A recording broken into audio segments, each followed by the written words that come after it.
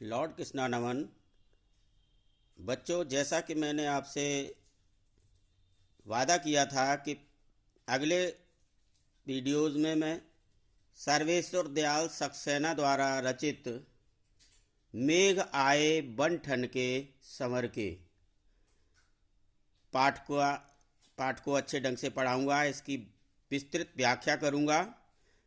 तो आज के चैप्टर में मैं आपको इसकी व्याख्या करके समझा रहा हूँ। सुनिए, समझिए। आशा है कि आप लोग बड़े ध्यान से इसे सुनेंगे, समझेंगे। सर्वेश्वर दयाल सक्सेना जी अपने वक्तव्य में, अपनी रचना में कह रहे हैं कि जब गर्मी के पश्चात, जैसे गर्मी पड़ती है आपकी मई जून की तपन, जिसमें व्यक्ति व्याकुल हो जाता है और अपनी कहीं शीतलता पाने के लिए एक छाया ढूंढता है, ऐसे में उसे उम्मीद होती है कि भगवान कहीं से भी कैसे भी ऐसी ठंडक पहुंचा दो जिससे कि थोड़ा सा आराम मिल सके।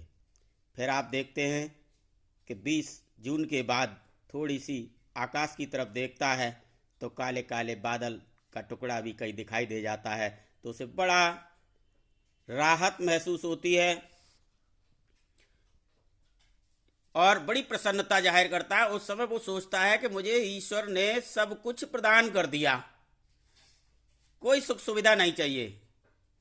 अच्छा, व्यक्ति का स्वभाव ही ऐसा है कि आपने देखा होगा, अधिक सर्दी जब पड़े तो वो चाहता है कि कैसे भी थोड़ी सी गर्मी का मौसम आ जाए जो शरीर को राहत मिले। अब जब थोड़ी सी गर्मी उसके शरीर में आती है और वह बड़ा आनंद महसूस करता है, फिर थोड़ी थोड़ी तपन शुरू हो जाती है।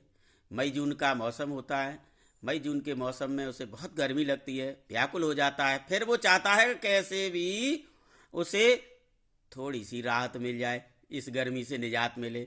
ऐसे में बरसात का मौसम आता है और बरसात का मौसम आते ही जब उसे थोड़े से भी कहीं काले काले बादल दिखाई दें तो बड़ी राहत महसूस करता है और मन में बड़ी प्रसन्नता व्यक्त करता है।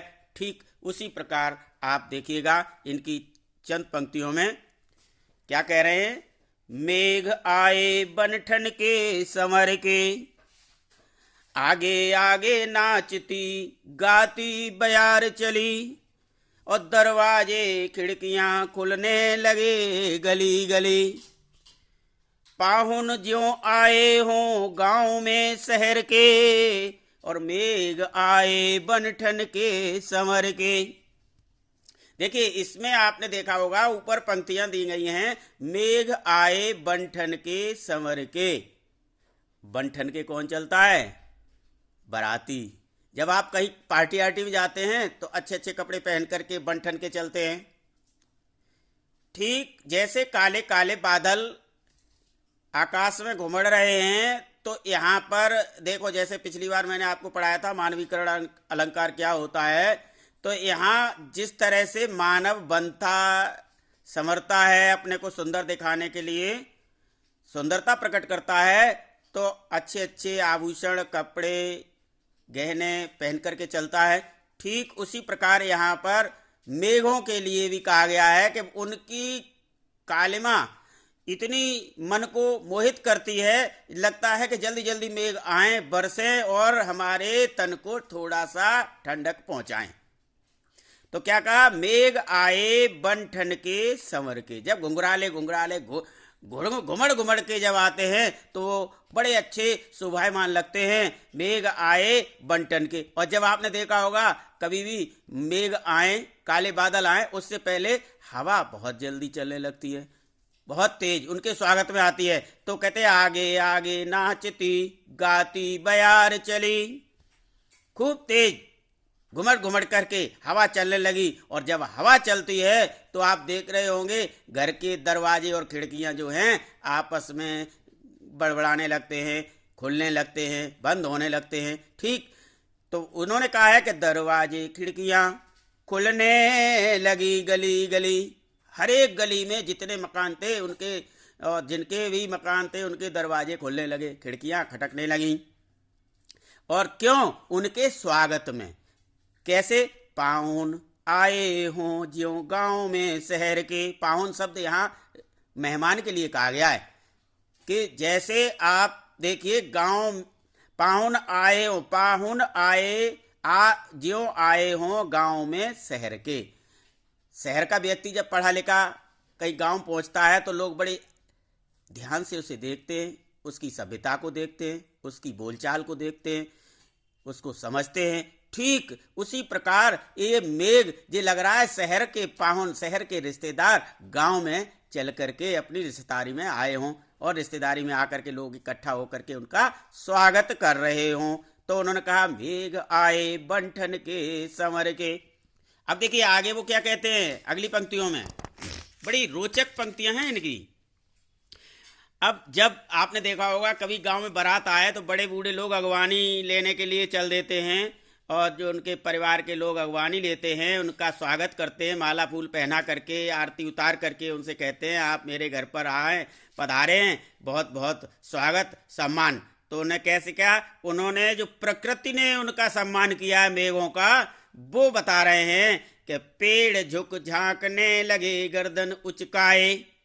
आपने देखा होगा हवा चलती है तो पेड़ ऊपर को उठते हैं, नीचे को उठते हैं, ऊपर को उठते हैं। जो लग रहा है अपनी गर्दन उचका करके देख रहे हैं कि मेघ कितनी दूर है, कितनी पास आ गए। आंधी चली और इसी में क्या हुआ? तेज आंधी चलने लगी। आंधी चली धूल भागी घाघरा उठाए। और धूल का गुबार ऐसे भागा जैसे युवती घाघरा पहने हुए नाच रही हो, गा रही हो और उसका घाघरा घूम रहा हो। तो आंधी चली धूल भागी घाघरा उठाए, बाकी चितवन उठी, बाकी चितवन उठा नदी ठिठकी घूंघट सरके। अब देखिए जब हवा चलती है तो चितवन जो है क्या होता है, जो देखने वाले हैं वो भी अपनी चितवन को रोक लेते हैं, निगाह को रोक लेते हैं। चितवन उठा करके और नदी ठिठक गई। नदी का जो बहाव था विपरीत दिशा से हवा चली तो उनका बहाव भी रुकने सा लगा, ठिठक गया, रुक गया।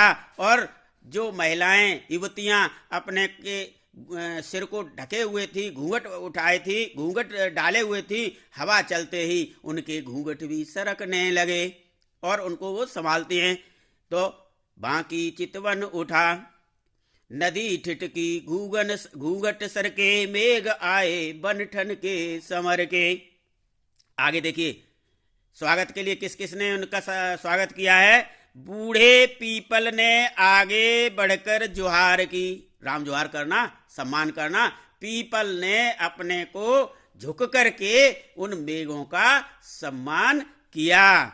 बरस बाद सुधिलीनी, और कहा 1 साल बीत गया, 1 साल के बाद आप आए हैं, पधारे हैं, अब हम लोगों की याद आई है। पीपल भी बड़ा प्रसन्न हो रहा है, अब बारिश होगी, मेरे को शीतलता मिलेगी, मेरी जड़ में पानी पहुंचेगा, मुझे भी अब आनंद की एहसास होगा, आनंद का।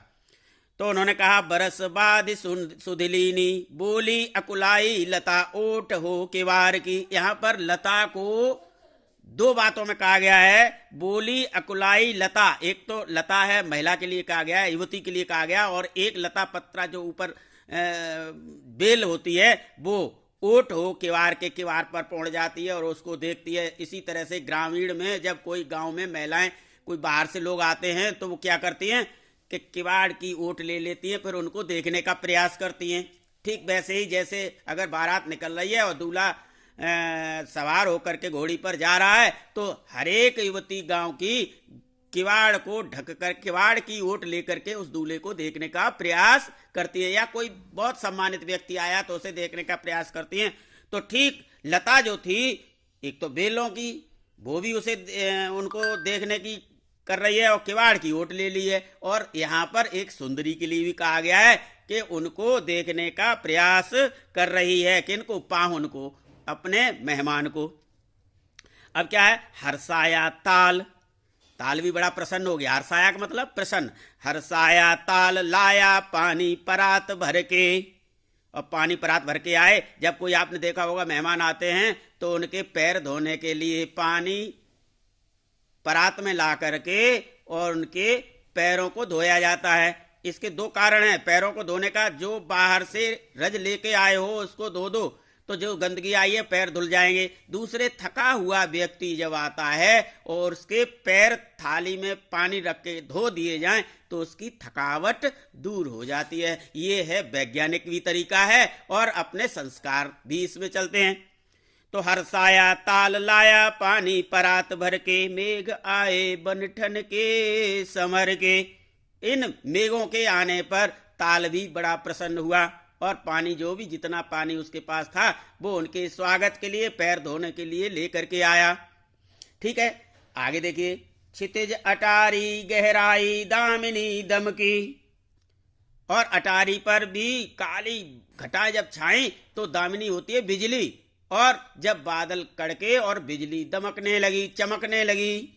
क्षमा करो गांठ खुल गई अब भरम की। जो भ्रम पैदा हो गया था कि अब तो शायद कभी बारिश होगी नहीं, इसलिए मुझे क्षमा करना प्रभु।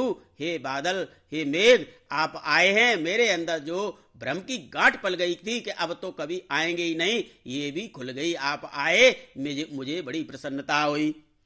क्षमा करो गांठ खुल गई अब भरम की, बांध टूटा। जो लोग पानी रोकने के लिए बांध लगा देते नदियों में, वो भी उस पानी की धार से टूटने लगा। झरझर मिलन के अश्रु ढर के।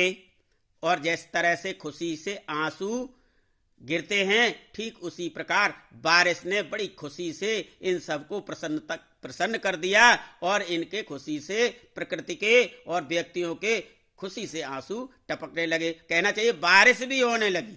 ये बारिश खुशी के आंसू बताए गए हैं। ये भी डर के। और क्या हुआ? मेघ आए बनठन के समर के। जब मेघ बनठन के और संभल के आए तो ये सब प्रसन्नता के कारण आपस में नाचने लगे, गाने लगे, प्रसन्न हो गए, मुग्ध हो गए। तो इस तरह से आज आपका मेघ आए बनठन के संवर के, इसकी मैंने आपको व्याख्या समझाई किस तरह से बोला जाता। आप देखिए व्याख्या और अर्थ में अंतर है। अर्थ करने के लिए आप लिमिट जितनी उसकी वो होती है उसका ही वाक्यांश देते हैं, वाक्यांश का अर्थ निकालते हैं, लेकिन व्याख्या विस्तृत हो जाती है। आप अपने पास से भी अलंकार, समास और इन सब का प्रयोग कर करके लोगों को समझा सकते हैं। उम्मीद करता हूं कि आपको ये भी बड़े अच्छे ढंग से समझ में आया होगा। धन्यवाद, थैंक यू, जय हिंद, जय भारत।